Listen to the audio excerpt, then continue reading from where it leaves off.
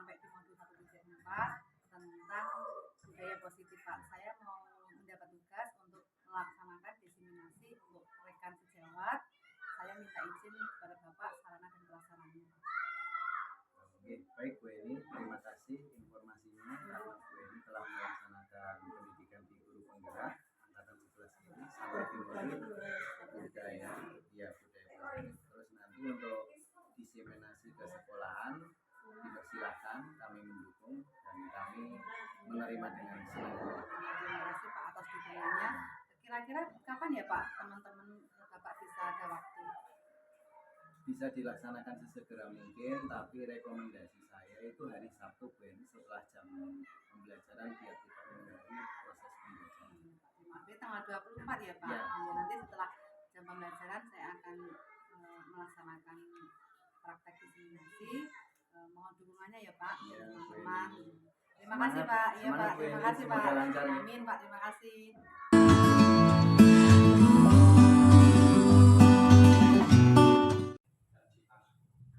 Assalamualaikum warahmatullahi wabarakatuh. Saya akan membacakan susunan acara tugas diseminasi modul 1.4 Budaya Positif Heni Setiana, calon guru penggerak angkatan 11 Kabupaten Boyolali. Susunan acara yang pertama, pembukaan. 2. Menyanyikan lagu Indonesia Raya. 3. Sambutan kepala sekolah. 4. Inti. 5. Lain-lain. 6. Penutup. Untuk acara yang pertama, pembukaan, mari kita buka bersama dengan bacaan basmalah. Bismillahirrahmanirrahim. Yang kedua, menyanyikan lagu Indonesia Raya. Hadirin dipersilakan berdiri.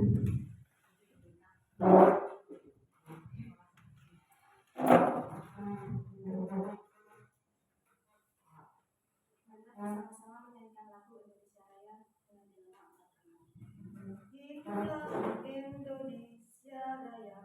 1, 2, 3. Indonesia tanah airku, tanah tumpah darahku. Di sanalah aku berdiri, jadi pandu ibuku.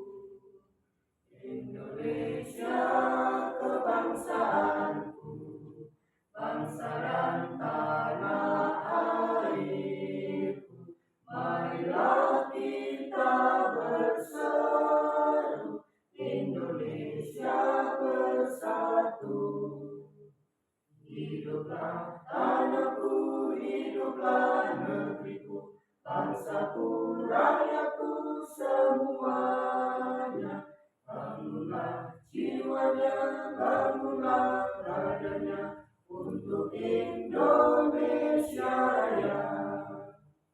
Indonesia Raya, merdeka, merdeka, tanahku, negeriku yang ku cinta. Indonesia Raya, merdeka, merdeka, hiduplah Indonesia Raya.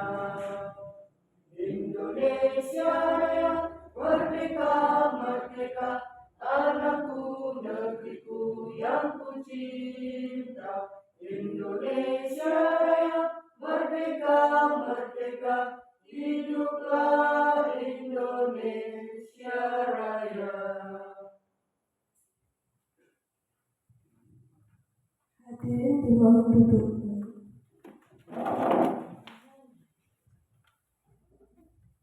Acara yang ketiga, sambutan dari kepala sekolah. Bapak kepala sekolah dipersilakan.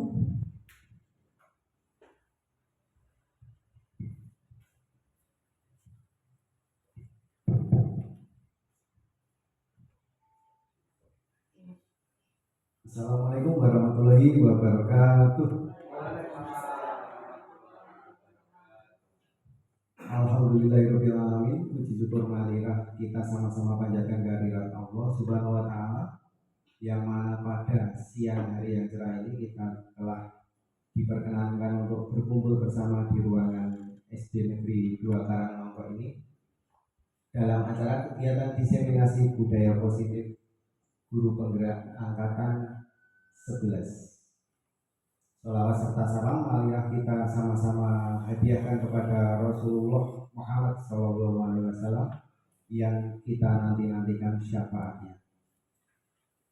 Bapak Ibu yang saya hormati, terima kasih waktunya pada siang hari ini karena telah meluangkan waktu di sela kesibukannya setelah pembelajaran usai, waktunya family time, waktunya di rumah bersama keluarga, tapi masih menyempatkan waktu untuk bersama-sama menimba ilmu bersama di sini. Berikutnya kita nanti akan mendapatkan diseminasi budaya positif dari Bu Heni, yang mana Bu Heni menempuh pendidikan guru penggerak ini dalam 6 bulan belakangan ya Bu Heni. Ini sudah sampai modul ke 1.4 budaya positif. Banyak hal yang dapat kita lihat selama Bu Heni menjadi guru penggerak, diantaranya perubahan-perubahan yang telah dilakukan di sekolah ini, termasuk guru penggerak adalah program unggulan dari Kemendikbudristek, yang mana di sana kita diberikan banyak kesempatan untuk belajar bersama teman-teman kita dengan segala fasilitas yang diberikan di pendidikan guru penggerak. Ada beberapa fasilitas yang kita bisa nikmati ketika kita ikut guru penggerak. Yang pertama, kita mendapatkan pengalaman belajar bersama dengan pengajar praktek, fasilitator, dan kita mendapatkan pengalaman untuk melakukan lokakarya, di mana di sana kita bisa berinteraksi, berkolaborasi dengan teman sejawat yang ikut guru penggerak. Berikutnya, ketika kita mengikuti guru penggerak, kita mendapatkan fasilitas yaitu sertifikat berapa jam itu nih? 310 jam JP. Itu nanti kita bisa gunakan untuk PMM juga. Dan berikutnya fasilitas guru penggerak yang lain, yaitu diantaranya bagi teman-teman kita yang belum melaksanakan PPG, nanti kita untuk guru penggerak mendapatkan kesempatan langsung untuk mengikuti UKM PPG. Maka dari itu saya sebagai kepala sekolah sangat menghimbau dan mendukung sekali teman-teman kami di SD Negeri 2 Karangnongko ini untuk mengikuti program guru penggerak, terutama yang sudah memenuhi syarat yaitu P3K dan ASN. Berikutnya nanti tinggal Bu Dia untuk menyusul, semoga segera menyusul untuk menjadi guru penggerak. Untuk menutup sambutan saya ikut berdoa semoga pelaksanaan kegiatan pagi siang hari ini berjalan dengan lancar, aman, terkendali, dan bermanfaat untuk kita semua. Allahumma amin. Sekian dari saya. Assalamualaikum warahmatullahi wabarakatuh.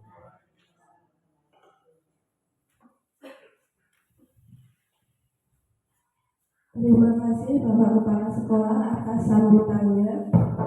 Untuk acara yang keempat yaitu inti, untuk Bu Heni dipersilakan. Assalamualaikum warahmatullahi wabarakatuh. Sebelum acara dimulai, saya mau mengucapkan terima kasih untuk Bapak Bara sebagai kepala sekolah atas dukungannya dan teman-teman semua atas dukungannya, telah memberikan waktu dan dukungannya kepada saya sehingga saya bisa melaksanakan kegiatan diseminasi pada siang hari ini, dan saya juga mendapat dukungan menjadi calon guru penggerak yang sekarang sudah memasuki modul 1.4 tentang kegiatan diseminasi. Bapak Ibu yang saya hormati, perkenalkanlah saya akan mempresentasikan kegiatan diseminasi budaya positif. Tetapi sebelum saya memulai kegiatan, marilah kita melaksanakan SB-nya sebentar ya Bapak Ibu. Kita akan Tepuk salut dulu. Tepuk salut. Hebat. Hebat. Salut. Terima kasih untuk Bapak Ibu. Salut. Di sini saya akan memaparkan tentang budaya positif. Budaya positif itu di sekolah, yaitu nilai dan kebiasaan di sekolah yang berpihak pada murid agar mereka dapat berkembang menjadi pribadi yang kritis, penuh hormat, dan bertanggung jawab sesuai dengan profil pelajar Pancasila.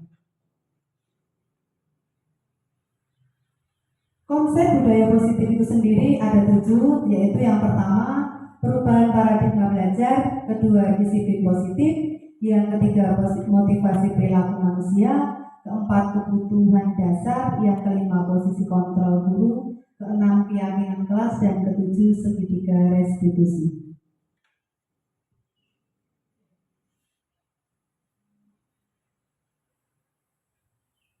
Perubahan paradigma belajar dalam membangun budaya positif, sekolah dapat menyediakan lingkungan yang positif, aman, dan nyaman agar siswa mampu berpikir, bertindak, dan menciptakan kemerdekaan mandiri dan bertanggung jawab. Disiplin sangat berkaitan dengan kontrol guru terhadap siswa.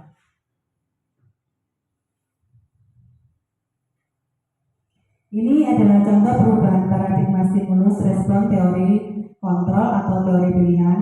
Siapa sesungguhnya yang memiliki kontrol?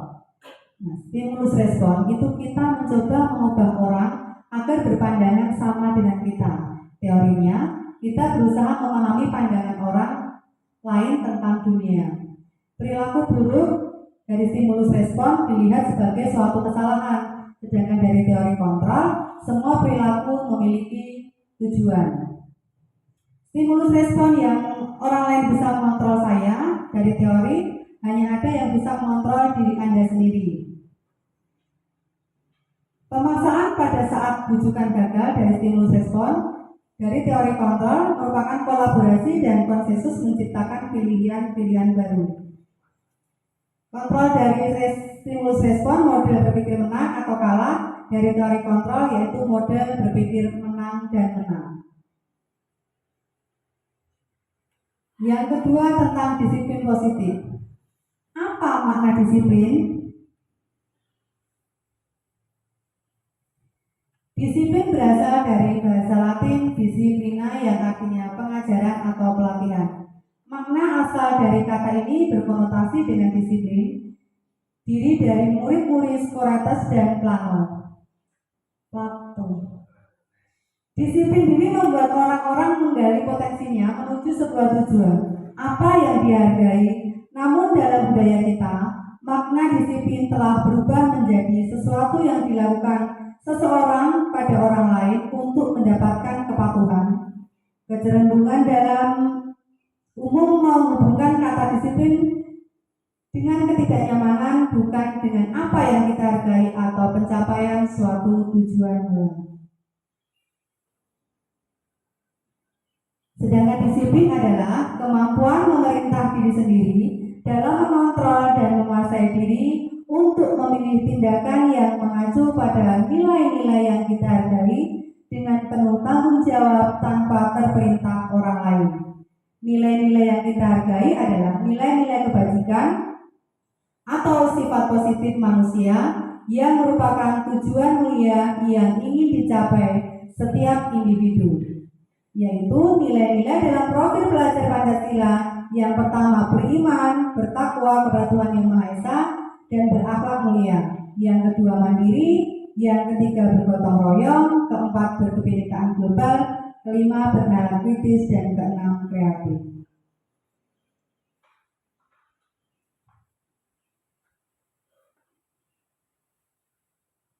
Yang ketiga itu motivasi perilaku manusia. Untuk menghindari ketidaknyamanan atau hukuman, apa yang akan terjadi apabila saya melakukannya? Yang kedua, untuk mendapatkan imbalan dari orang lain atau institusi, apa yang akan saya dapatkan apabila saya melakukannya? adalah motivasi eksternal. Sedangkan motivasi internal yaitu untuk menghargai diri sendiri. Saya akan menjadi orang yang seperti apa bila saya melakukannya. Motivasi perilaku manusia merdeka menurut Ki Hajar Dewantara. Merdeka itu artinya tidak hanya terlepas dari pemerintah, akan tetapi juga cakap membuat memerintah diri sendiri.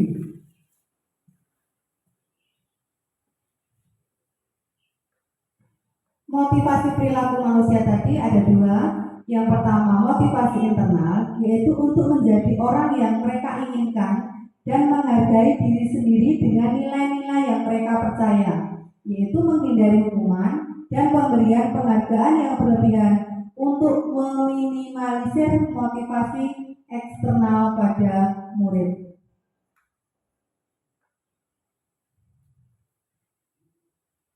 Hukuman oleh penghargaan, pengaruh jangka pendek dan jangka panjang.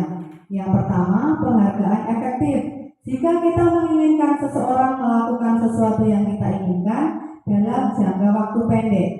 Kedua, jika kita menggunakan penghargaan lagi dan lagi, maka orang tersebut akan tergantung pada penghargaan yang diberikan, serta kehilangan motivasi dalam diri. Ketiga, jika kita mendapatkan penghargaan untuk melakukan sesuatu yang baik, maka selain kita senantiasa berharap mendapatkan penghargaan tersebut, kita pun menjadi tidak menyadari tindakan baik yang kita lakukan. Yang kedua, dihukum oleh penghargaan. Penghargaan tidak efektif, yaitu suatu penghargaan adalah suatu benda atau peristiwa yang diinginkan yang dibuat dengan persyaratan hanya jika Anda melakukan ini, maka Anda akan mendapatkan penghargaan yang diinginkan. Yang kedua, jika saya mengharapkan suatu penghargaan dan tidak mendapatkannya, maka saya akan kecewa dan berkecil hati, serta kemungkinan lain kali saya tidak akan berusaha sekeras sebelumnya. Yang ketiga, jika kita memberikan seseorang suatu penghargaan untuk melakukan sesuatu, maka kita harus terus-menerus memberikan penghargaan itu jika kita ingin orang tersebut meneruskan perilaku yang kita inginkan. Yang keempat, orang yang berusaha berhenti merokok atau orang yang berusaha diet menguruskan badan, bila diberikan penghargaan hampir pasti tidak berhasil.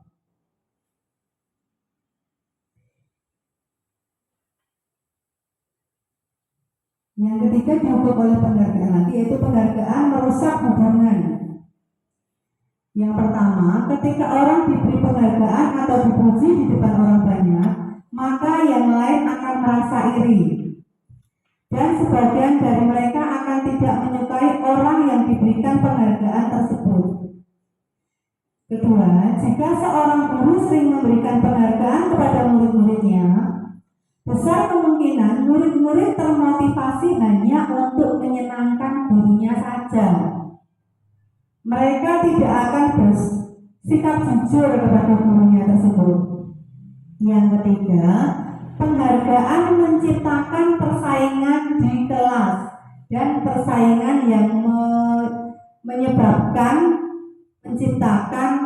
kecemasan. Yang keempat, mereka percaya bahwa mereka tidak memiliki kesempatan untuk mendapatkan penghargaan, akan berhenti mencoba. Jadi berhenti saja di situ. Pokoknya kalau aku tidak mendapatkan hadiah dari Bu Guru, aku tidak mau berusaha menjadi lebih baik begitu. Terus dihukum oleh penghargaan yang selanjutnya, yaitu penghargaan matematika kreativitas. Yang pertama, murid-murid diminta berpikir mengenai hadiah atau penghargaan yang bisa mereka dapatkan, bisa berhasil menulis puisi. Kreativitas kelompok murid ini akan menjadi berkurang dibandingkan dengan yang tidak diberitahukan tentang hadiah yang bisa mereka terima. Yang kedua, penelitian menunjukkan bahwa pekerjaan seni atau sebuah penulisan cerita menjadi kurang kreatif bila dijanjikan sebuah hadiah atau penghargaan. Yang ketiga, dalam tugas-tugas memecahkan masalah, para murid memakan waktu lebih lama dan memberikan jalan yang kurang efektif, kurang kreatif saat mereka dijanjikan suatu penghargaan.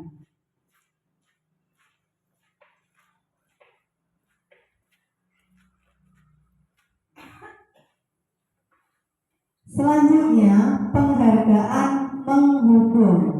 Yang pertama, penghargaan menghukum mereka yang tidak mendapatkan penghargaan.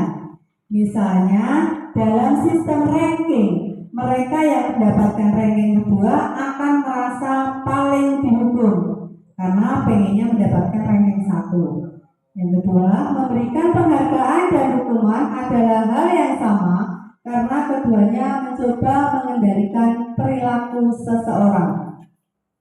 Yang ketiga, mereka orang pada dasarnya tidak suka dikendalikan dalam jangka waktu yang lama. Penghargaan akan terlihat sebagai hukuman. Yang keempat, jika suatu penghargaan diharapkan namun Anda tidak mendapatkannya, Anda akan merasa dihukum. Hukuman dan penghargaan oleh penghargaan selanjutnya yaitu motivasi dalam diri atau intrinsik. Yang pertama, saat seseorang anak belajar untuk pertama kali menggabungkan huruf-huruf dan kata-kata, serta menyadari bahwa ia dapat membaca, timbul pijar matanya dan sebuah senyuman di wajahnya. Anak-anak tersebut begitu gembira bahwa ia telah mempelajari dan menguasai keterampilan yang baru. Kesadaran akan kemampuan bahwa dia sudah dapat membaca sesungguhnya sudah merupakan sebuah penghargaan. Yang kedua, jika mereka memberikan penghargaan kepada seseorang anak, dia sedang merasa bangga dengan pencapaiannya sendiri, maka kita akan mengambil kegembiraannya yang saat itu sedang dirasakan secara alamiah. Bapak Ibu Guru, ini jam berapa ya? Ini kayaknya ngantuk semua. Kita ambil ice breaking sebentar saja.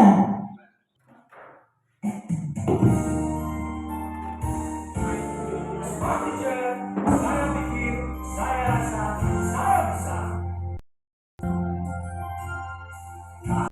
Ke atas, lintang, tangan ke samping, punya terbang, tangan ke depan, ikan berenang, duduk yang rapi, siap berdoa. Takut tak tangan diputar, belum tangan diulur, mulai melekat pada pundak, kanan kiri atas bawah, dia berdoa. Satu jari kanan, satu jari kiri, bergabung menjadi dua jembatan panjang. Dua jari kanan, dua jari kiri, bergabung menjadi empat buah kamera. Tiga jari kanan, tiga jari kiri, bergabung menjadi enam buah menara. Empat jari kanan, empat jari kiri, bergabung menjadi delapan buah telinga.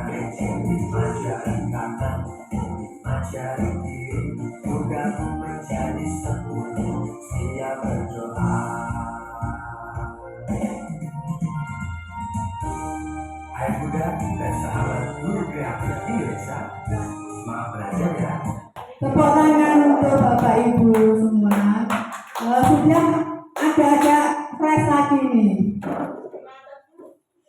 ngantuk nanti lek bobok. Pemaparan berikutnya yaitu tentang bentuk program kebajikan atau apresiasi. Dalam memberikan apresiasi pengakuan perlu diingat beberapa hal. Yang pertama, beri pengakuan secara khusus. Yang kedua, beri pengakuan secara pribadi. Yang ketiga, beri pengakuan kepada semua murid atau bergantian. Yang keempat, beri pengakuan secara konsisten. Yang kelima, fokus pada proses. Contoh pengakuan atau apresiasi kebajikan.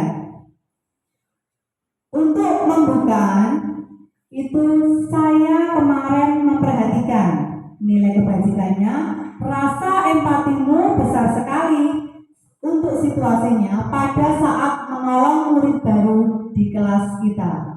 Contoh yang kedua, saya menghargai nilai kebajikannya, kepedulianmu situasinya pada saat kamu membantu teman-temanmu di tugas kelompok. Pembuka yang ketiga, kata terima kasih. Nilai kebajikannya, rasa tanggung jawabmu situasinya pada saat kamu memungut kertas-kertas yang berserakan di lantai. Tindakan guru. Nah, sekarang ada pertanyaan Bapak Ibu.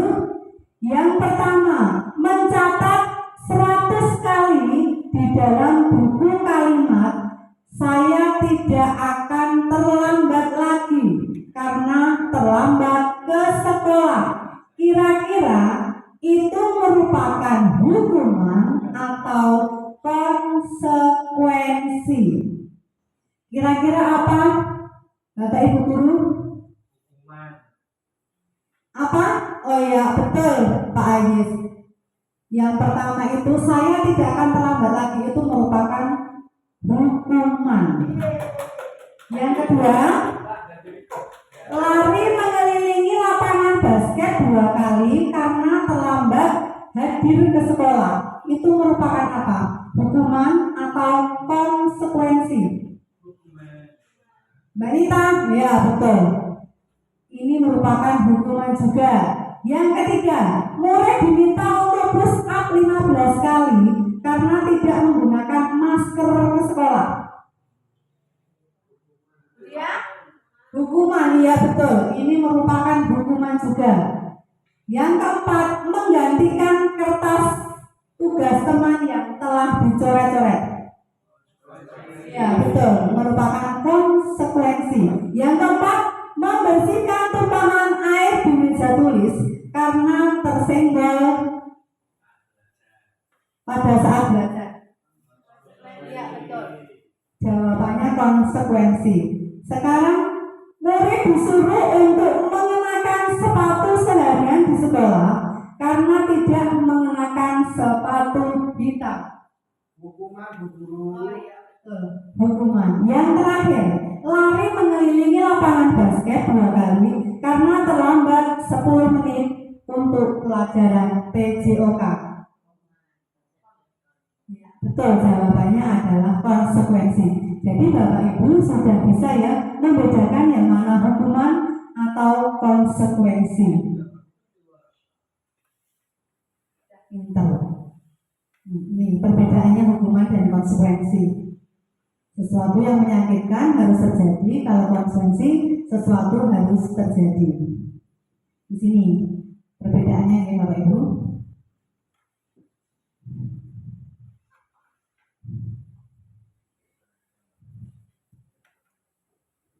Sekarang yang keempat adalah kebutuhan dasar. Ada 4 kebutuhan dasar. Yang pertama self-actualization, yang kedua esteem need, yang ketiga social need, yang ketiga safety need, yang keempat physiological need. Yang pertama itu self, itu kebutuhan akan aktualisasi diri. Yang kedua, kebutuhan akan penghargaan. Yang ketiga, kebutuhan akan keamanan. Yang keempat, kebutuhan fisiologi. setiap orang itu berbeda-beda. Kita harus berusaha memahami pandangan orang lain tentang dunia.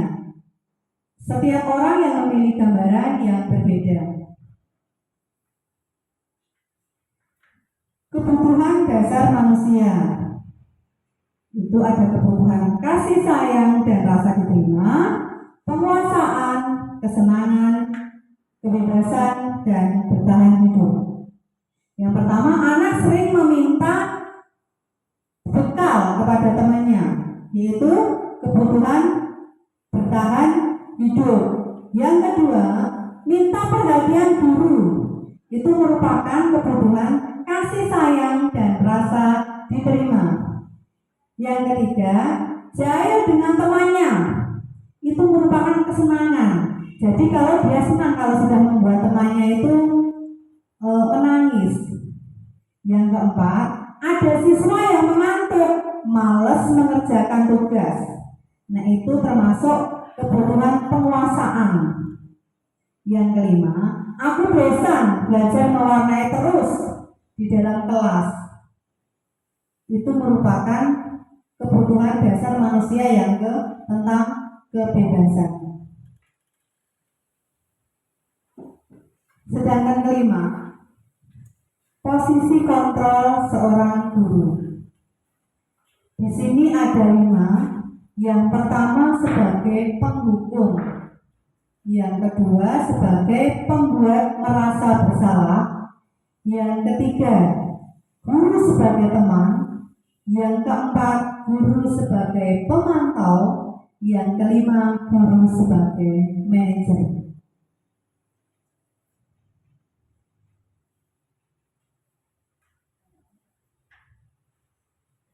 Ini 5 posisi kontrol ya. Guru sebagai penghukum, yaitu contohnya menghardik atau menunjuk-nunjuk, menyakiti atau menghindar. Terus pembuat rasa bersalah, itu berceramah dan mengatakan seharusnya ibu kecewa. Terus sebagai teman, itu membuat alasan-alasan untuk muridnya. Yang keempat sebagai pemantau, itu menghitung dan mengukur. Sebagai manajer, mengajukan pertanyaan. Nanti dampaknya pada murid itu, kalau sebagai penghukum, itu anak itu akan mengulangi kesalahannya. Sedangkan sebagai pembuat rasa bersalah, itu seorang anak yang melakukan kesalahan itu akan merasa rendah diri. Sedangkan guru yang sebagai teman itu lemah, tidak mandiri dan merasa ketergantungan. Sedangkan guru sebagai pemantau yaitu menitik beratkan pada sanksi atau hadiah untuk dirinya. Sebagai seorang manajer yaitu mengevaluasi diri, bagaimana cara memperbaiki diri itu pada anak yang sudah melakukan kesalahan. Yang keenam adalah keyakinan kelas. Mengapa tidak peraturan saja? Mengapa harus keyakinan kelas? Ya, biasanya itu pertanyaannya. Mengapa kita memiliki peraturan harus menggunakan helm bila mengendarai kendaraan roda 2? Kira-kira kenapa itu Bapak Ibu? Ya, untuk keselamatan. Ya, untuk keselamatan. Yang kedua, mengapa kita memiliki peraturan 3M? Menggunakan masker, mencuci tangan, dan menjaga jarak 1,5 meter. Itu kenapa? Menjaga kesehatan juga, demi keamanan juga ya. Nah, untuk mendukung motivasi intrinsik, kembali ke nilai-nilai atau keyakinan-keyakinan, lebih menggerakkan seseorang dibandingkan mengikuti serangkaian peraturan-peraturan. Cara memuat keyakinan kelas, guru meminta semua murid di kelas untuk menuliskan apa saja aturan yang perlu disepakati bersama di kelas. Yang kedua, semua usulan dari murid ditulis pada papan tulis yang keyakinan menjadi positif. Selama itu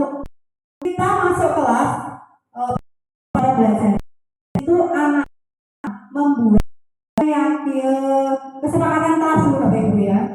Jadi kesepakatan kelas itu dibuat dua pihak antara guru dan murid. Jadi tidak sepihak. Setelah kesepakatan kelas disepakati bersama, mendapat kesepakatan kelas, selanjutnya akan menjadi keyakinan kelas. Nah, keyakinan kelas itu akan berubah menjadi kalimat positif. Misalkan begini Bapak Ibu, kesepakatan kelasnya begini, tidak boleh datang terlambat. Nanti kalimat positifnya menjadi datang harus tepat waktu, itu contohnya. Terus lagi, tidak boleh makan dan minum di dalam kelas. Kalimat positifnya bagaimana Bapak Ibu Guru?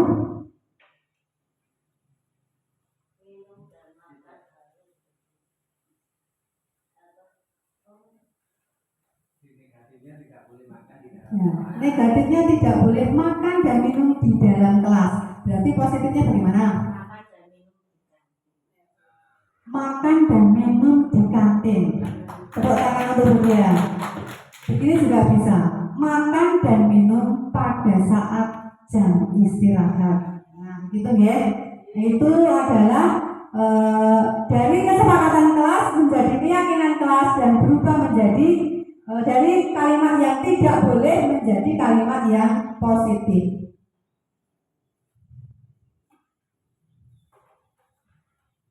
Budaya positif itu ada tergantung dari lingkungan positif, keyakinan kelas, dan peraturan kelas.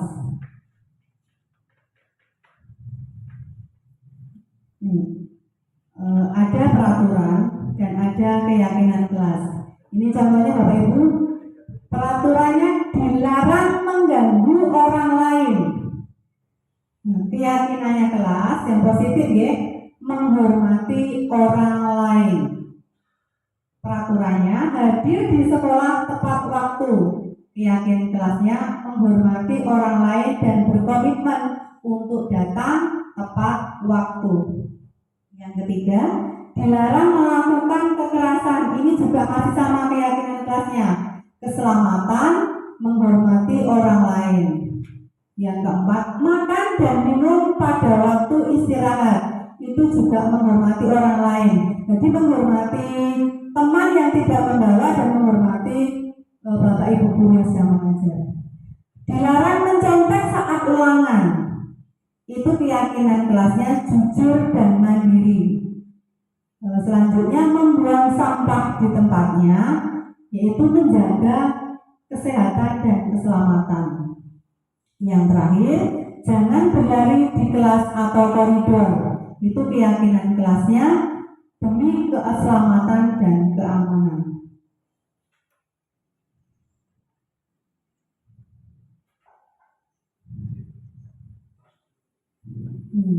Ada keyakinan kelas. Guru berperan dalam mewujudkan terbentuknya keyakinan sekolah atau kelas dengan adanya kesepakatan antara guru dan murid. Keyakinan kelas atau sekolah berupa pernyataan universal yang mudah diingat, dipahami, dan harus diterapkan dalam lingkungan sekolah. Yang ketujuh yaitu segitiga restitusi. Segitiga restitusi itu ada 3 tahapan Bapak Ibu. Yang pertama, menstabilkan identitas. Yang kedua, validasi tindakan yang salah. Yang ketiga, menanyakan keyakinan. Nah, itu ada gambar segitiga restitusi. Kamu akan menjadi, kamu punya alasan mengapa melakukan. Terus, adakah cara yang lebih efektif untuk mendapatkan apa yang kamu butuhkan? Keyakinan kelas apa yang telah kita sepakati? Kamu ingin menjadi orang yang seperti apa? Setiap orang pasti pernah melakukan kesalahan. Kamu bukan satu-satunya yang pernah melakukan kesalahan. Ya. Jadi ini berurutan ya Bapak Ibu. Dari sini.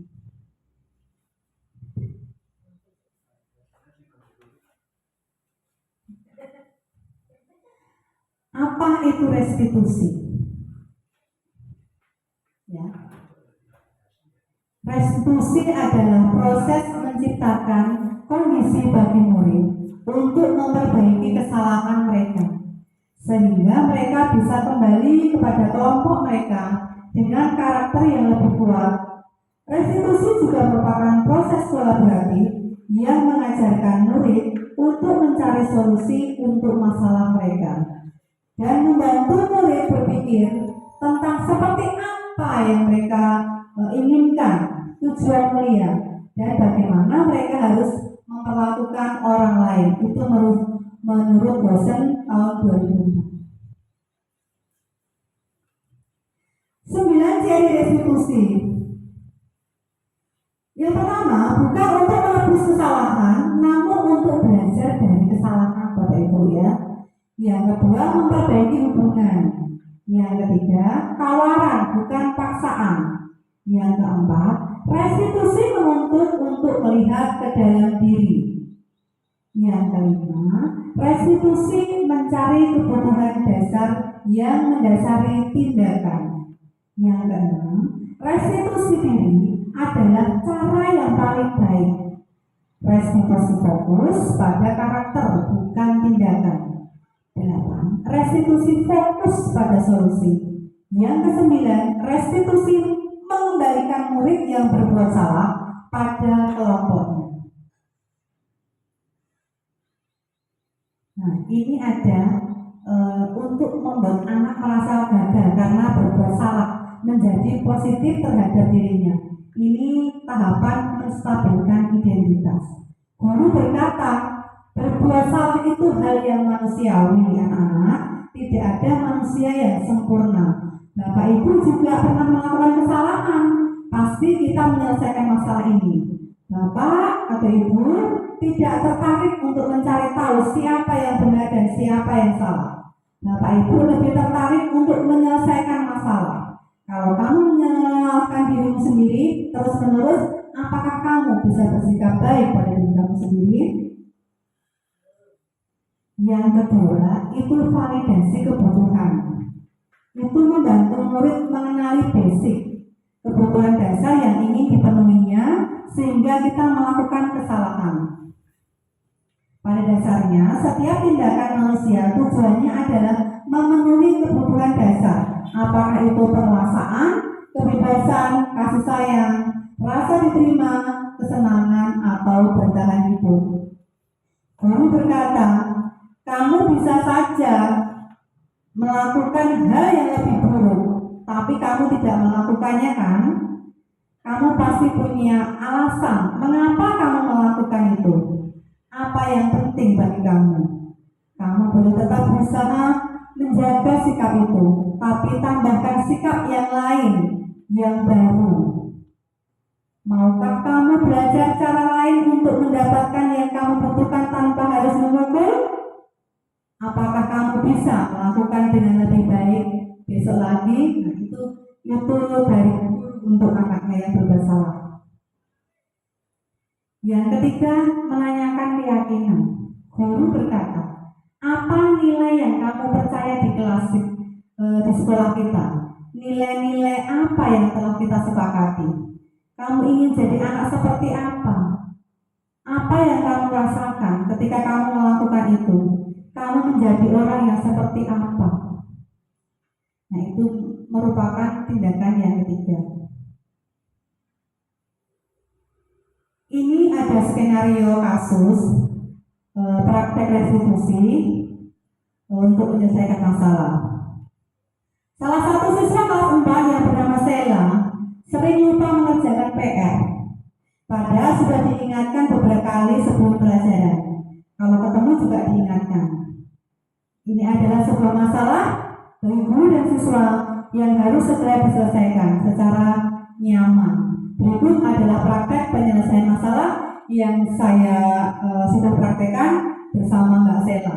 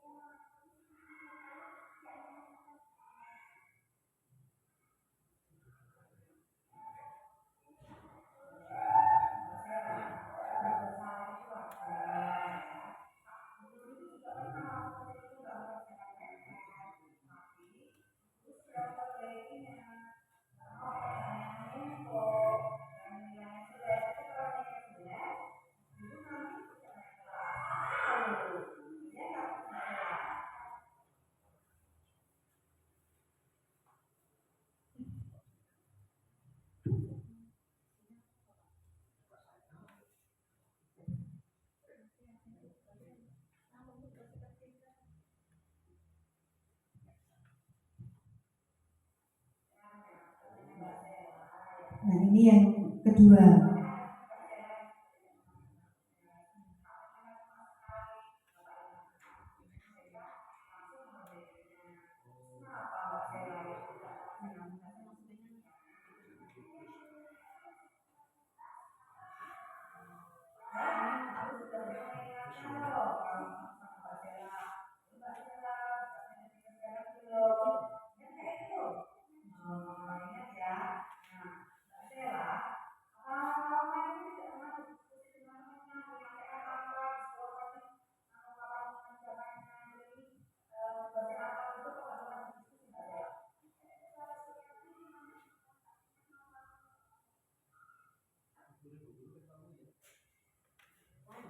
Ini yang ketiga, penyelesaian masalah.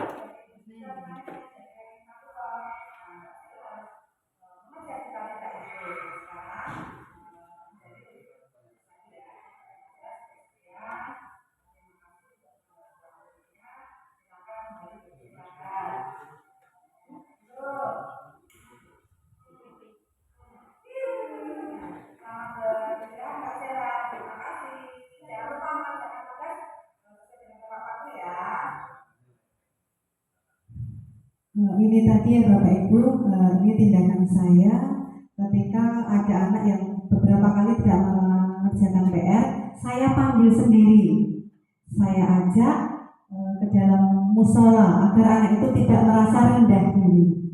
Terus ini ada kasus yang kedua.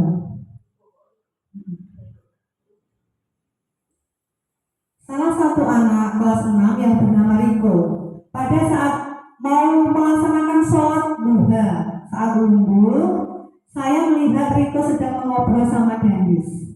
Tidak selang beberapa lama, Danis menangis. Ini adalah sebuah masalah bagi guru dan siswa yang harus segera diselesaikan secara nyaman. Berikut adalah praktek penyelesaian masalahnya.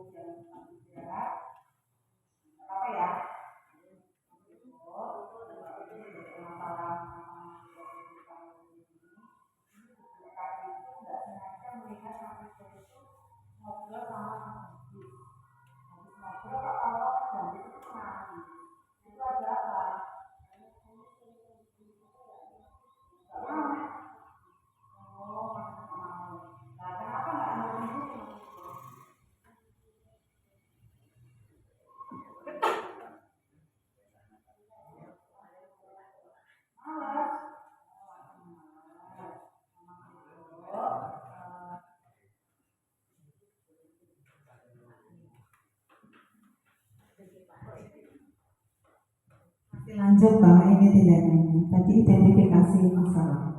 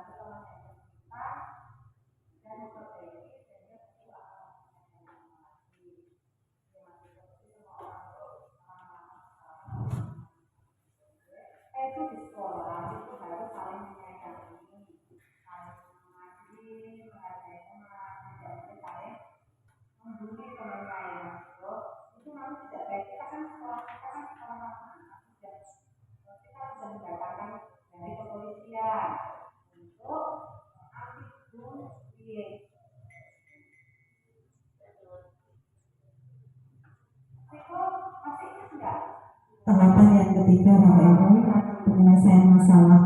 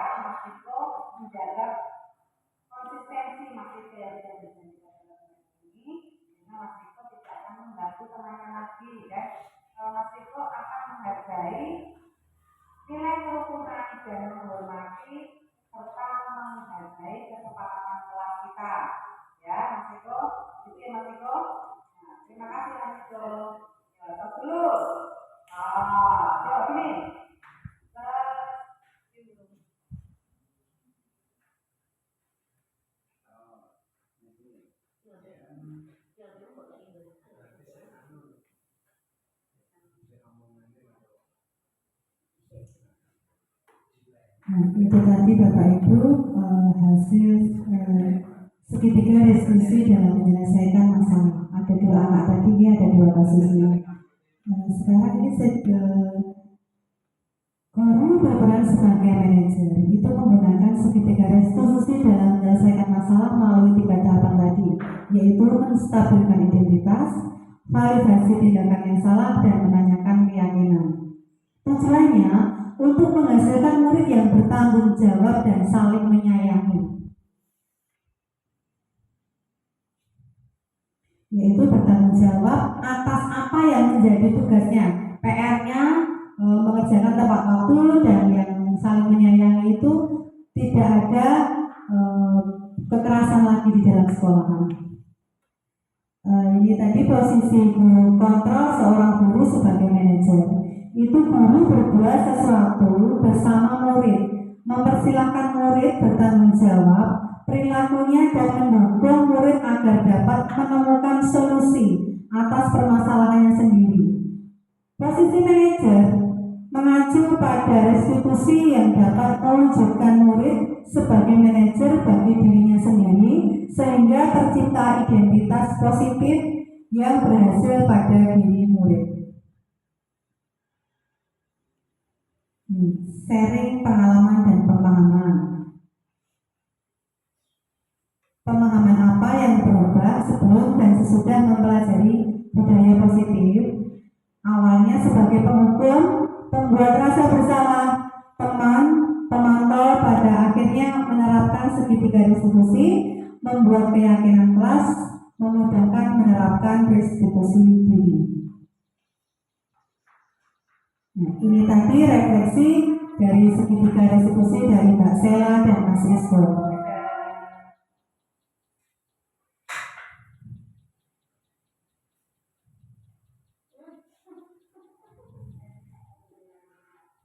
Dia sudah menyadari kesalahannya dan berjanji tidak akan mengulangi lagi. diingatkan kalau Mas Riko masih mengulangi lagi ya Bapak Ibu Guru.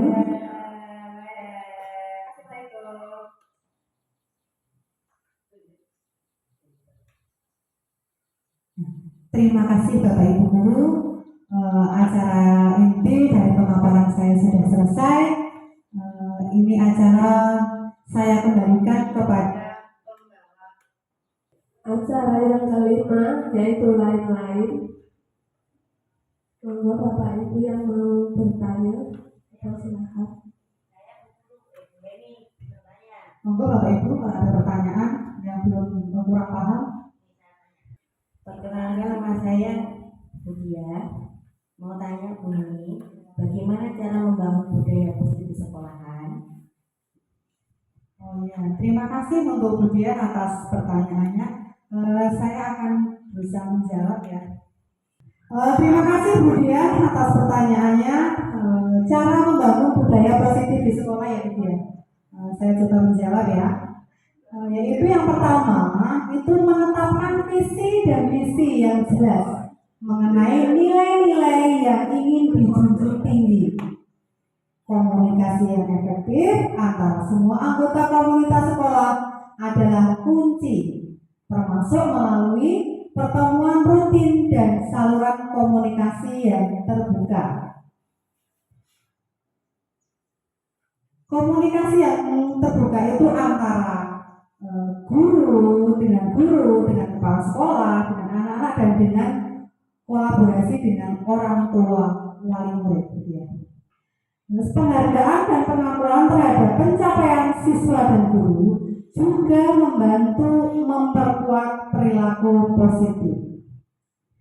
Selain itu, penerapan program-program seperti pendidikan berkarakter, pelatihan keterampilan sosial emosional, dan kegiatan ekstrakurikuler dapat membantu perkembangan budaya positif. Partisipasi aktif dari orang tua dan masyarakat juga penting untuk mendukung inisiatif perkembangan sekolah budaya. Begitu jawabannya Budia kira-kira. Masih ada pertanyaan lagi? Oh iya, Bu Tata. Monggo Bu Tata. Bu, ini saya ingin bertanya, tantangan apa yang mungkin dihadapi dalam menciptakan budaya positif di sekolah? Terima kasih Bu Tata untuk pertanyaannya. Tantangan yang mungkin dihadapi dalam menciptakan budaya positif di sekolah itu tantangannya lumayan banyak ya Mbak Tata. Yaitu salah satunya menciptakan budaya positif itu tidak mudah dan selalu menghadapi berbagai tantangan. Salah satu tantangan utama adalah perbedaan latar belakang dan nilai-nilai dari anggota komunitas sekolah yang beragam. Jadi latar belakang dari keluarga itu sangat menjadi tantangan. Selain itu, perubahan budaya juga memerlukan waktu dan komitmen yang konsisten dari seluruh pihak yang bisa jadi sulit di tengah-tengah tekanan akademi dan administratif. Begitu kira-kira salah satu tantangannya Mbak Tata. Ada lagi? Oh ya, semoga pertemuan diseminasi pada siang hari ini bisa bermanfaat untuk perkembangan dan kemajuan SD Negeri 2 Karangmongkol, dan saya minta terus dukungan dari Bapak Ibu agar kegiatan CGP saya lancar sampai lulus nanti. Terima kasih. Saya kembalikan waktunya kepada pengacara. Monggo Bu Mira.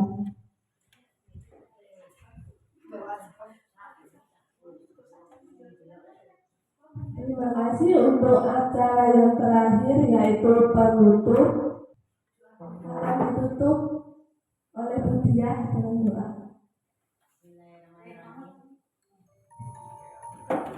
Bismillahirrahmanirrahim. Astagfirullahaladzim, astagfirullahaladzim, astagfirullahaladzim. Alhamdulillahirabbil alamin, hamdan syakirin, hamdan na'im. Muhammadin wa fi ni'mata wa yukafi nasiba. Ya Rabbana lakal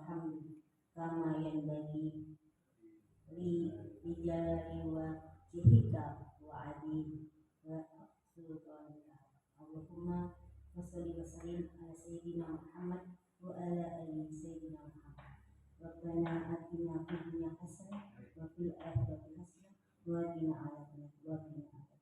والحمد لله رب العالمين. والسلام عليكم ورحمة الله وبركاته.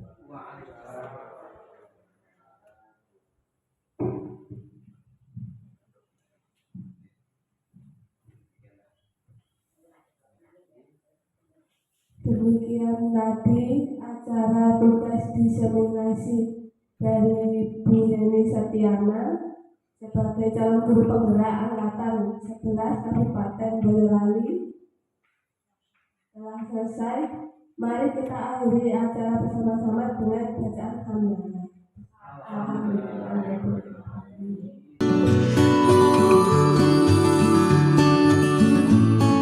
Selamat pagi Mbak Sela, gimana kabarnya hari ini? Oh baik, tadi sarapan belum? Oh ya, sebelum minta maaf ya, sarapan sama apa?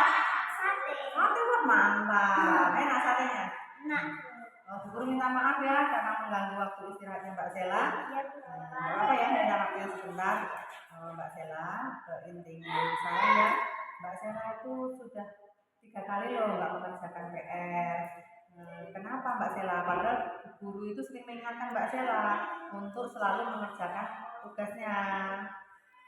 Ya, saya mengakui sudah 3 kali tidak mengerjakan PR.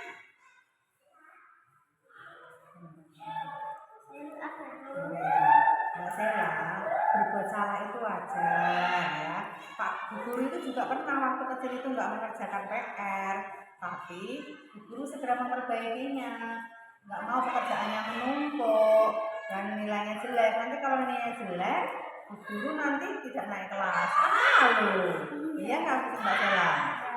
Sebenarnya bukan hanya Mbak Sela yang tidak mengerjakan tugas, tapi ada teman Mbak Sela yang juga tidak mengerjakan tugas. Tetapi mereka cuma sekali Bapak ingatkan, kemudian mereka langsung memperbaikinya. Terus kenapa Mbak Sela itu tidak mengerjakan tugas yang diberikan? Yang mulia itu masih ternyata sekarang. Padahal Bu Guru sudah sering mengingatkan loh kalau ketemu sama Mbak Sela. Ya Mbak Sela, tugasnya sudah dikerjakan belum? Ingat nggak itu? Oh, ingat ya. Nah, Mbak Sela, apa kalau main itu tidak pernah berdiskusi dengan temannya, punya PR apa di sekolah tadi, kapan mengerjakannya ini, tugasnya apa, gitu apa nggak pernah berdiskusi Mbak Sela? Tidak, kalau saya main cuma main doang, nggak pernah ngomongin PR. Guru panggil kali ini, kira-kira Mbak Sela mau nggak memperbaiki diri untuk mengerjakan tugas-tugas sesuai dengan ketepatan waktu? Ya Bu, saya akan mengerjakannya dan lebih giat belajar. Kira-kira Mbak Sela masih ingat toh kesepakatan apa yang pernah kita buat dulu? Kita harus mengerjakan Tugasnya ya, tugasnya harus sesuai dengan tepat waktu ya. Kira-kira tindakan kamu kemarin itu sudah sesuai belum dengan kesepakatan kelas kita? Belum Bu, karena saya belum mengerjakan tepat waktu. Ya, belum sesuai ya Mbak Sela. Nah, sekarang apakah ada niatan untuk langkah-langkah Mbak Sela memperbaiki diri? Ya Bu, saya akan memperbaikinya dan lebih baik dari sebelumnya. Mengerjakan tugas tepat waktu ya.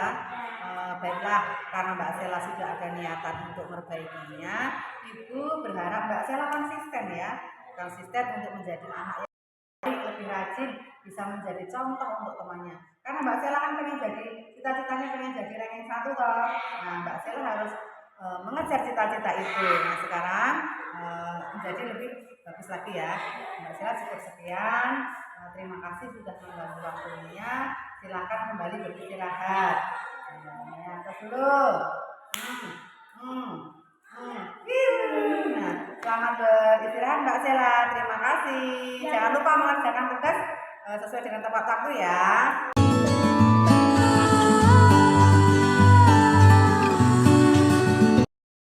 Selamat pagi Mas Riko, gimana kabarnya hari ini? Baik Bu. Baik. Oh Mas Riko kayaknya hari ini semangat banget ya, jam segini masih semangat. Tadi udah sarapan belum? Sudah sama yang Oh sama ayam goreng, mantap. Enak loh sarapan sama ayam goreng. Oh iya, Mas Riko, Bu Guru minta maaf ya karena menyita waktu Mas Riko yang lagi istirahat. Nggak apa-apa ya. Mas Riko, inti dari permasalahan kenapa Mas Riko Bu Guru panggil ke sini, ini Bu Guru tadi itu nggak sengaja melihat Mas Riko itu ngobrol sama Mas Dandis. Habis ngobrol kok tahu-tahu Mas Dandis itu menangis. Itu ada apa? Nah, Mas Dandis suruh ngambil, tapi nggak mau. Nggak mau? Oh, Mas Dandis nggak mau. Lah kenapa nggak ambil sendiri Mas Riko? Ya. Jawaban sendiri. Enggak lah, lagi malas Bu. Males? Oh, lagi males. Oh, Mas Riko, bukan cuma Mas Riko yang pernah melakukan kesalahan, Bu Guru pun juga pernah melakukan kesalahan. Dulu sewaktu kecil, Bu Guru itu sukanya mengerjakan PR temannya Bu Guru, tetapi dengan catatan mereka harus membayar ke Bu Guru. Nah, memberikan uang untuk jajan Bu Guru. Akhirnya lama-lama Bu Guru itu nggak punya teman. Terus Bu Guru menyadari kalau Bu Guru itu salah. Terus Bu Guru berjanji akan membantu teman yang kesulitan dan memperbaiki sehingga Bu Guru akan mempunyai banyak teman lagi.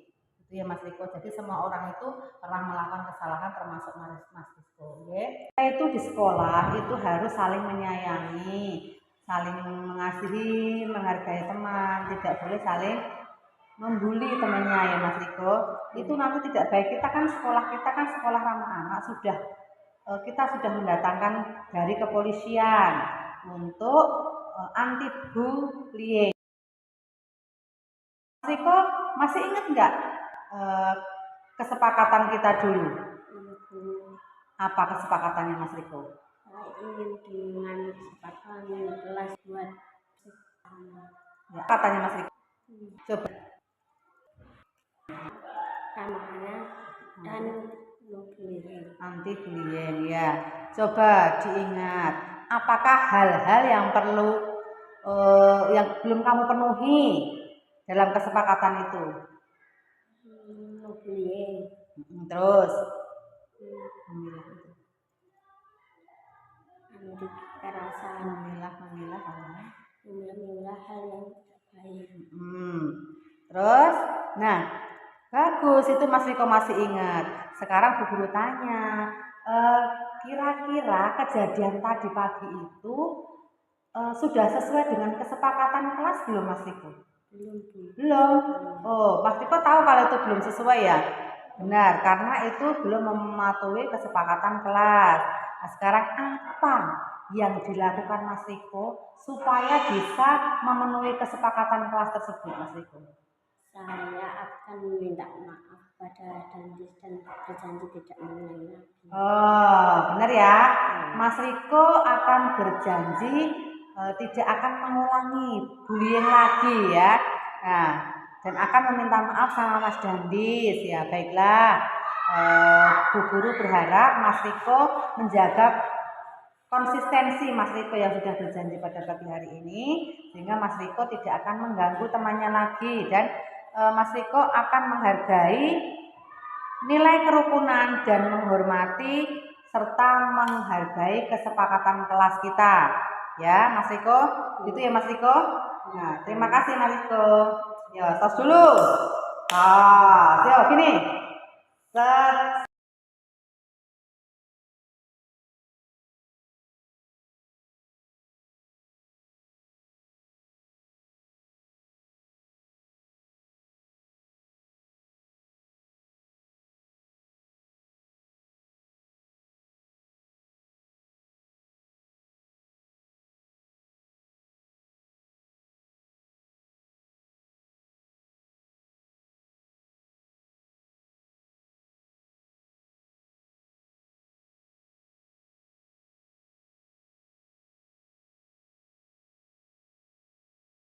Belajar lagi dan akan mengerjakan tugas lebih cepat waktu. Dadah Bu. Dadah. Sudah tidak menghukum saya tidak akan mengulangi lagi dengan kesalahan tadi. Saya minta maaf karena saya membuat salah dan aku tidak akan mengulangi lagi kekerasan ke teman-teman. Ya, terima kasih, dadah. Bye. Terima kasih, Assalamualaikum. Assalamualaikum warahmatullahi wabarakatuh. Terima kasih Bu Eni telah melaksanakan diseminasi budaya positif. Sangat bagus, kreatif, komunikatif, dan menyenangkan. Semoga apa yang Bu Eni sampaikan menjadi manfaat untuk kemajuan sekolah. Terima kasih dan terus semangat. Terima kasih untuk waktunya pada Bu Eni selaku pemapar materi pada saat ini, terutama bagi pribadi saya dan khususnya umumnya kepada teman-teman. Saya yakin dengan paparan pelaksanaan diseminasi yang telah dipaparkan oleh Bu Eni tadi, saya yakin ini menambah wawasan dan ilmu bagi Bapak Ibu guru semuanya. Mudah-mudahan kedepannya kita bisa melakukan perubahan sesuai dengan tujuan pendidikan yang sesuai dengan tujuan pendidikan pelajar Pancasila. Saya kira itu, mudah-mudahan tetap semangat untuk melaksanakan calon guru penggerak cepat selesai dan sukses selalu. Assalamualaikum warahmatullahi wabarakatuh. Terima kasih. Selamat pagi anak-anak. Pagi. Ya. Assalamualaikum warahmatullahi wabarakatuh. Waalaikumsalam warahmatullahi wabarakatuh. Siapa yang nggak masuk hari ini? Untuk semua ya. Ya, di sini Bu Guru mau memberikan kertas untuk kalian menuliskan kesepakatan kelas yang akan disepakati kita bersama, oke? Oke? Siap?